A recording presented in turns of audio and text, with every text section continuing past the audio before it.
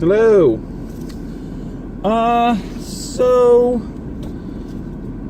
Rotten Tomatoes, which is a site I never visit, honestly, but I did for this.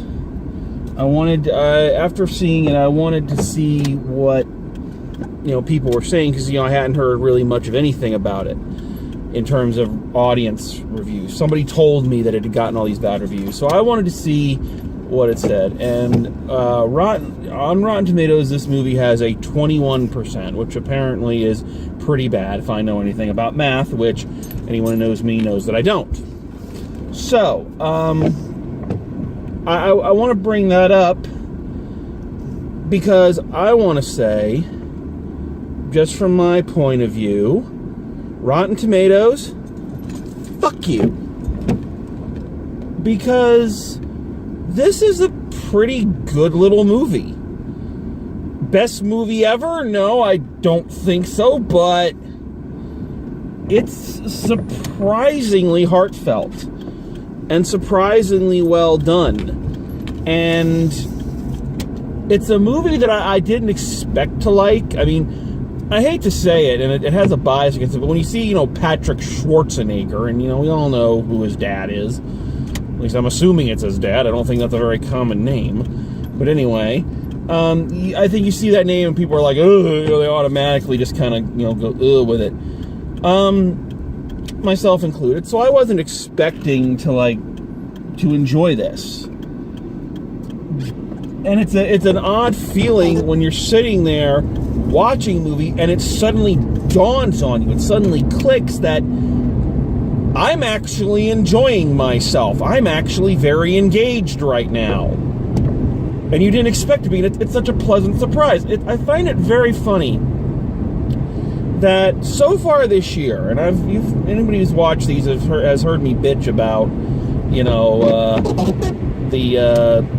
the sorry state of the movies of 2018. But I find it funny that the movies so far, aside from Black Panther, that I have enjoyed the most have been these little movies that everybody else hates and writes off. I had more fun at the Hurricane Heist, and I've been more moved and touched by the sincerity of this film than of just about any other film I've seen this year so far. This is again a surprisingly touching and sweet and lovely and very honest little movie. So if you haven't heard of it, if you don't know what's going on, so it's about this girl, teenager, named Katie. So this is how good the movie is. I actually remember the characters' names. So that's that's something, honestly. Named Katie, who has a disease called XP, which is a real thing, which she can't go out in the sun. It will kill her, is the short answer. So she's lived kind of a very secluded life, but she doesn't complain about it. She's not whiny about it. She understands it's the way it is. And her father has done everything he can to keep her safe, and she, through happenstance, she meets a boy and they fall in love, and things are good, and then, spoiler alert, things get less good. So it's a fairly standard kind of YA young adult plot, of tragic romance, and let's put that spoiler warning out there for you right now, folks. This is tragic. This is not this is not one of those. This is the Walk to Remember of its generation. This young lady is not going to get better. House is not going to come in and find a cure for this. Okay, going in that it's not going to end well. So to make that happen, so you have this fairly standard plot. So to make a movie like that enjoyable means you have to rely on several things. You got to rely on the screenplay. And the screenplay is simple, yet very, very true to life and very, very honest. The characters, with only one exception, and even she's not that bad, the characters are not your stock stereotypes. They're not, these characters that you see in other movies about, sick kids and whatnot. The dad is protective of her, but he also acknowledges that she's a teenager and he can't lock her up forever. He can't keep her from living as much as he wants to do everything he can to protect her. So he's very honest. The boyfriend, in terms of character and the writing, the character's name is Charlie. See, I remember the characters' names. Played by Patrick Schwarzenegger, is probably one of the more well-rounded of the high school dreamboat characters that we see in these movies. These teen movies, when they're taken from the female point of view, the female protagonist, the guys, I've noticed, they're very shallow. They're all, this good-looking guy who's always a jerk, but it turns out he's really a nice guy underneath. But we never really see anything, of substance about them. And this guy kind of breaks that stereotype. He's a jock, but he's a jock. One of the best scenes, or one of the best lines, I should say. So he's a swimmer who hurt his shoulder, and because he hurt his shoulder, he's lost his scholarship. And he's telling her the story of how it happened. He said, I was at a party, I got drunk, and my friends dared me to jump into the pool from the roof, and I did, and I wanked my shoulder, and I ruined my chance. And I don't want to be that person anymore. And I really loved that. And he wasn't that person. This was not, the guy who, they have every negative stereotype or every negative cliche from every teen movie about, the jock boyfriend. And he is not that. He looks the part, but he's not the part. And I really appreciated that. The only character who I felt was a bit stereotypical was, of course, because, again, you have a female protagonist. Of course, she has what I call the Kat Dennings. She's got the quirky brunette sidekick who's sarcastic and, all that. So that character was a bit, cliche. But I didn't mind it, because even within the cliches, they began to break the cliches. So the Kat Dennings works with the typical nerdy loser guy at an ice cream parlor, and they make out at a party, and she stays with him. She likes him, and she's not ashamed of him. It's actually a really sweet scene. They break a lot of characters. The nerd boyfriend that she ends up with is only in it for a little bit, and then when he is in it, it's like just real quick, kind of silent moments. But even in that, he breaks the stereotype. So this film felt like, even more than something like Love, Simon, which did a really good job. But even in that, people who watched that review saw that I had a problem with one of the stereotypes in that. I think this film, does the best of breaking all the characters out of those shells. And still keeping them within the shells that they have to be in to fulfill the dramatic thrust of the film. So I really appreciated that. I am going to say before I get to the acting, or the other actors, let's talk about the big one here. So I believe very strongly this young lady who played Katie, Bella Thorne, I think is her name. I stayed after to make sure I got the name. Bella Thorne, I believe. She's going to be one to watch. She's going to be one to watch. I predict that. She, just like the young man in Love, Simon, having to hold up that whole movie, and he did a great job. She was the emotional center of this film, and she was phenomenal. The character was charming. She was sweet. She was charismatic. She was awkward. She was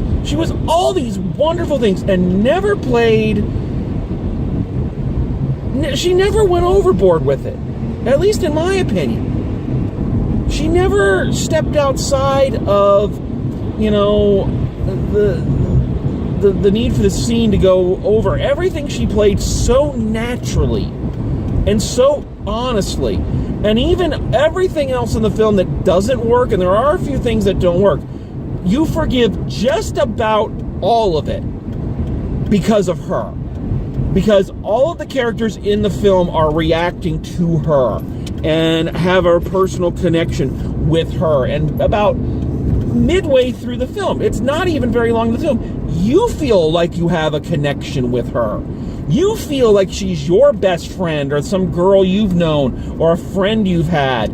You know, you really feel that. And that is, you know, she's a lovely young lady, but I think that's due mostly to her performance. She really, it is not easy to be an emotional center of any piece of work. It's not. That's a huge burden. And she does it without ever resorting to melodrama. And so to you, Ms. Bella Thorne, bravo. Bravo. I look forward to seeing you in more things. I will have to say this, though. She looks like a young Anna Kendrick, which is not bad. You know, Lord knows, looking like Anna Kendrick is not a sin. But I predict this young lady is going to have a very bright future. This is what she can do now. Then I can't wait to see what she can do, you know, 3, 4, 10 years from now. You know, she's going to be somebody. The rest of the acting is not bad. The rest of the acting is just not as good or as solid. And nothing that ruins the movie for me. So let's talk about it, because I know it's what people want. Let's talk about Patrick Schwarzenegger. He's not bad. In fact, I think he has some very good acting moments in this. I think he has some very touching and, again, I'm going to use the word honest a lot in this review. He has some very honest moments. That being said, he also has some moments where he's very, very stiff, where he's clearly just not comfortable. He's trying, and I respect that. The good thing is that, one, he and Bella Thorne have some really good chemistry. And you can tell, at least I can, because I've seen it from the director's seat enough times to see who is the stronger person, who's the stronger actor, and that they are giving energy and encouragement, and they are giving the other actor enough to work with, that it brings that person up. And I think because he has such good chemistry with Bella Thorne, and because she's so good, the performance comes out pretty well. I'm not going to say good, but I'm going to say I think there's a possibility he can go on and do more. Is he going to be an Oscar winner? No. Is he going to be as big a draw as his old man? No. But I think there's a pretty steady paycheck for him.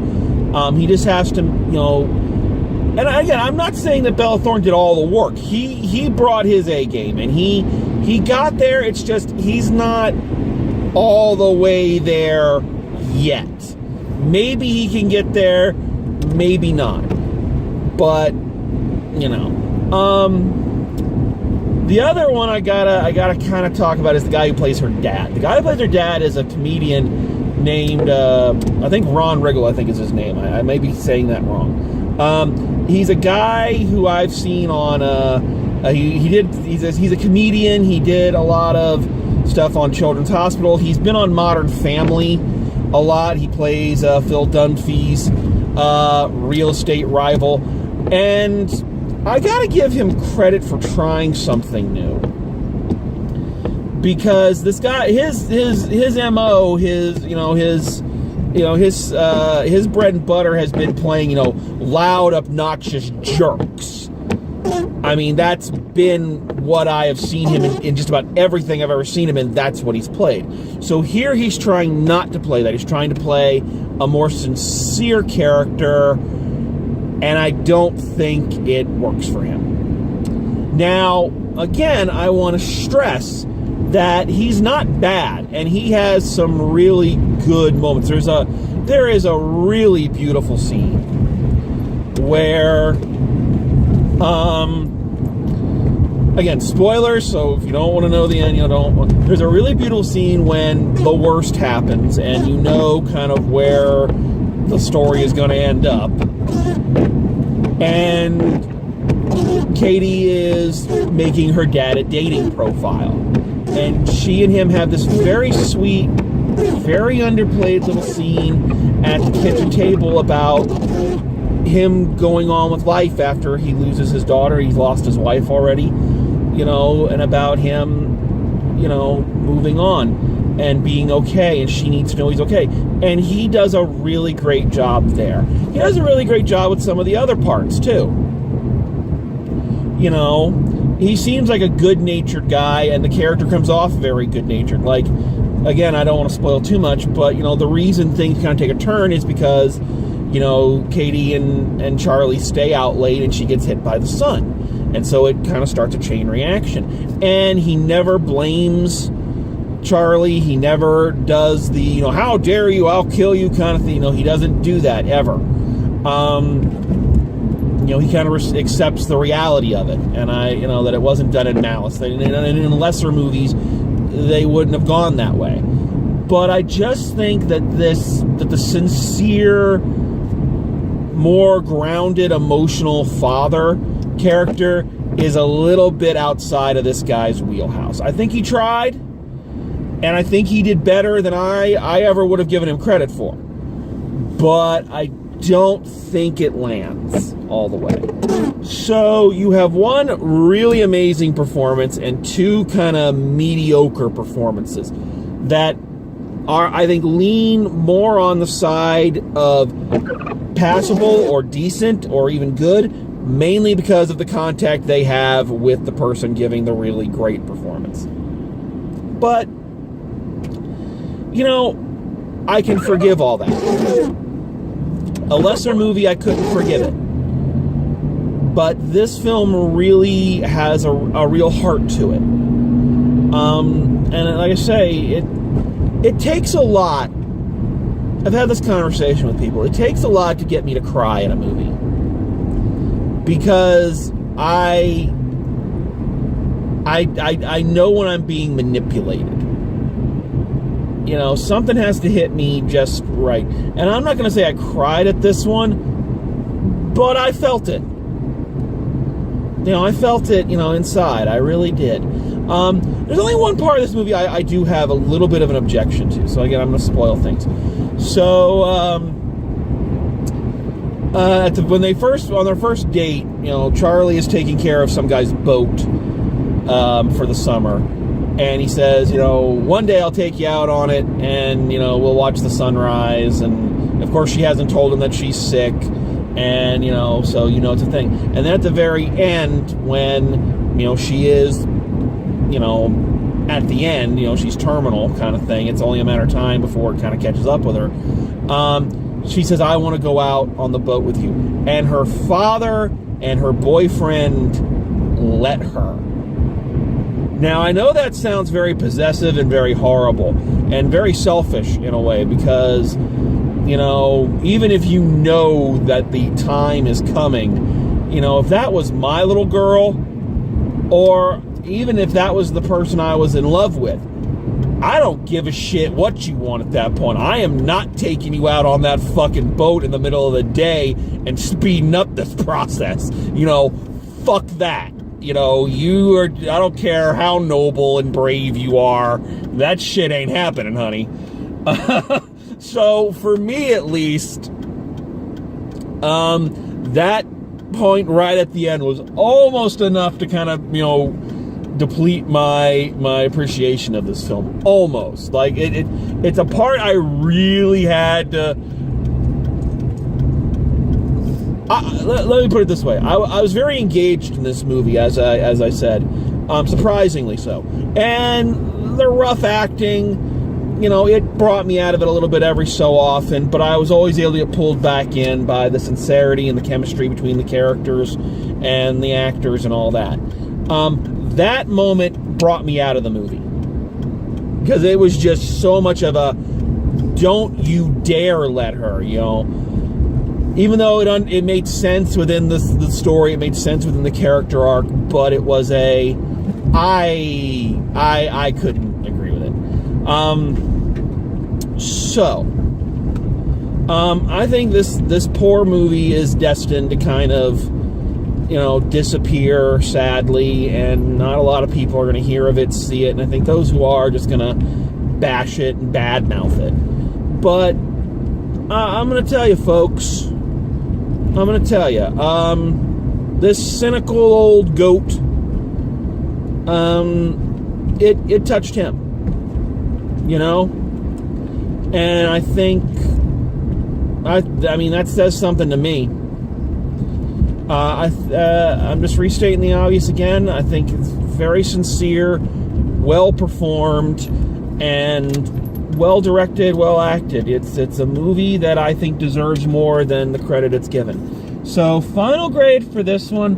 I toyed around with this. I don't know quite where to go with it, because I think there's an emotional response and a logical one, and my logical brain isn't working right now because the movie, and I think that's a good thing because that shows the movie got to me. So because of that, I'm giving this one an A-. I might reconsider that tomorrow after I've slept on it a little bit, but it's a gut punch. It in a good way. It's a movie that makes you feel something. And makes you really feel like you know the person and that you've lost the person. And I think that's something else. It's a movie that handles kind of the inevitability when you know someone who's ill. And people who are in any kind of situation like that. That something's going to happen someday that's going to, unravel. They're not going to be able to put back. And I think the film handles that reality with the sincerity, the severity of it, but also with a certain amount of dignity. That doesn't mean you can't lead a beautiful life and you can't have beautiful people in your world. And and all that. So I think that's something that really a lot of these movies don't quite grasp, But this one, I think, got it and didn't bash you over the head with it. It was very, very sincere all the way through. So I'm glad I saw this one. I'm really glad I saw this one. I wasn't thinking I was going to enjoy it, but it really did a good job. So I give everyone a lot of credit on this one. So yeah, I strongly recommend it. So that's it for this one. Next time, I'm gonna go watch giant robots punch monsters, and we'll see how that looks. All right. So until next time, thanks for joining me, and drive safe, and I will see you at the movies.